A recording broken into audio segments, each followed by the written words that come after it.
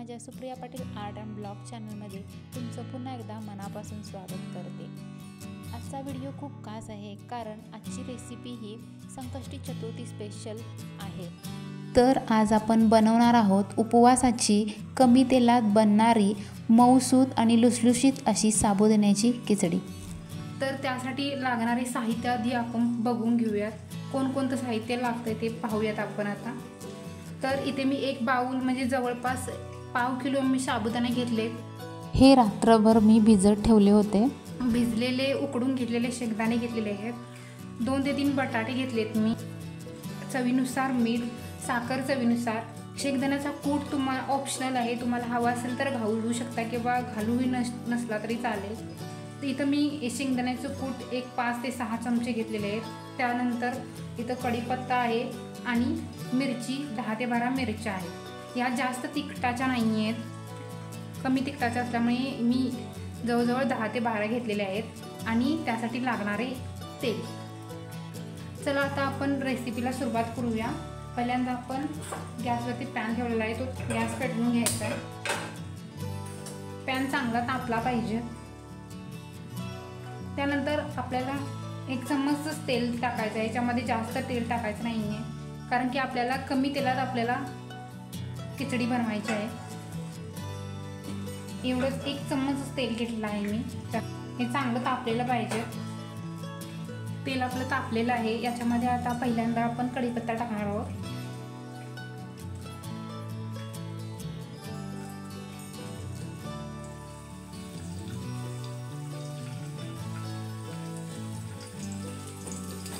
कढीपत्ता जरासा हलवून घ्यायचा आहे, नाहीतर मग तो जळतो। याच्यानंतर याच्यामध्ये मिरची टाकायची आहे।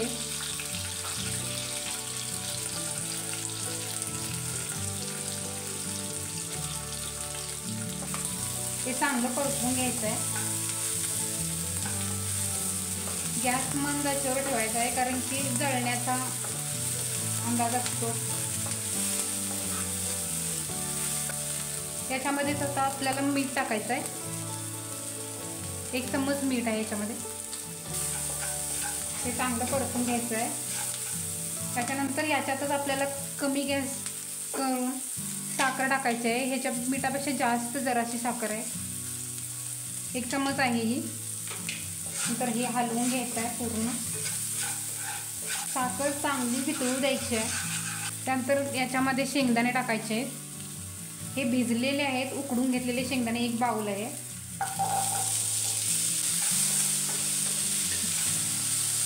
हे चांगलं हलवून घ्यायचं आहे जेणेकरून आपली साखर विरघळेल याच्यामध्ये पाणी सुटून।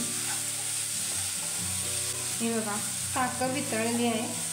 आता याच्यामध्येच आपण जो बटाटा कापून घेतलेला आहे, बारीक तुकडे करून घेतले ते याच्यामध्ये टाकायचे आहे। हे बघा चांगलं पाणी सुटलेलं आहे याच्यामध्ये।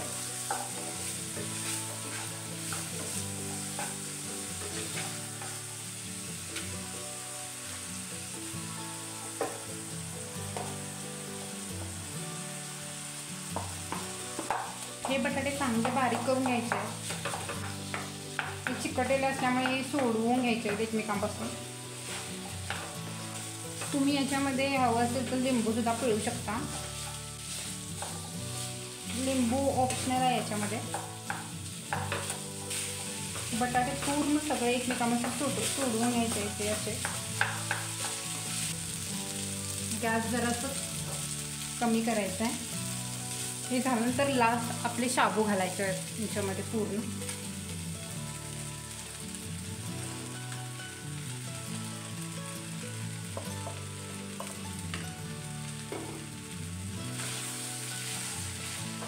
हे चांगलं हलवून घ्यायचं आहे। हे चांगल्या प्रकारे हलवून घ्यायचं आहे जेणेकरून खाली चिकटू नये। हे असंच 1-2 मिनिटं झाकून ठेवायचं आहे जेणेकरून पाणी सुटून ते शाबू शिजले जातील। असं 2 मिनिटं याच्यावरती झाकण ठेवून ठेवायचं आहे। झाकण ठेवल्यानंतर याच्यावरती थोडंसं पाणी घालून ठेवायचं आहे कारण खाली तळाला शाबू चिकटणार नाही। असंच 1 मिनिट ठेवायचं। 1 मिनिटानंतर उघडून बघायचं आहे ते हे साईडला ठेवेल. नंतर जरासं थोडंसं हलवून परत झाकून ठेवायचं. हे घामावरतीची खिचडी शिजून जाते आणि चवीला पण खूप सुंदर छान लागते.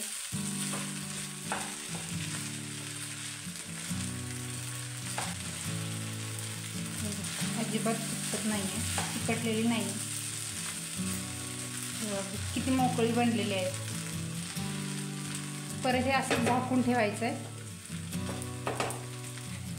1-2 मिनिटासाठी. आता आपण उघडून बघूया आणि परत हलवूया. हे बघा किती सुंदर झालं, एकदम सळसळीत होते. जास्त तेलाची काहीच गरज नाही याच्यामध्ये, फक्त घामावर शिजवून घ्यायची खिचडी. हे बघा डसत पण नाही खिचडी, कमी तेलात सुद्धा असली तरी. खिचडीचा कलर चेंज झाला पाहिजे, म्हणजे खिचडी एकदम पांढरी शुभ्र असते ती, एकदम रबरसारखी झाली पाहिजे, काळपट पडली पाहिजे ती. की काळपट खिचडी पडली की समजायचं आपली खिचडी तयार झालेली आहे.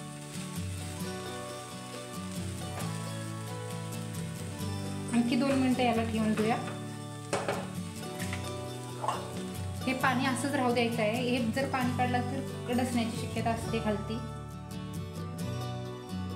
तर पुन्हा एकदा ओपन करून बघूया. हे बघा अजिबात डसलेली नाही खिचडी खालती, एकदम सुटसुटीत, चिकटलेली नाही किंवा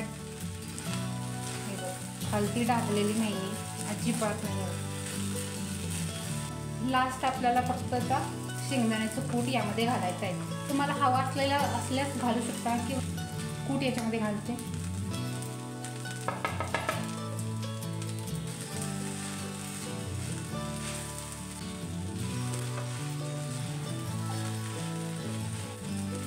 आता आपली ही खिचडी रेडी झालेली आहे. आता आपण एका बाउलमध्ये काढून द्या आणि गार्निशिंग करूया. आता आपण गॅस बंद करूया.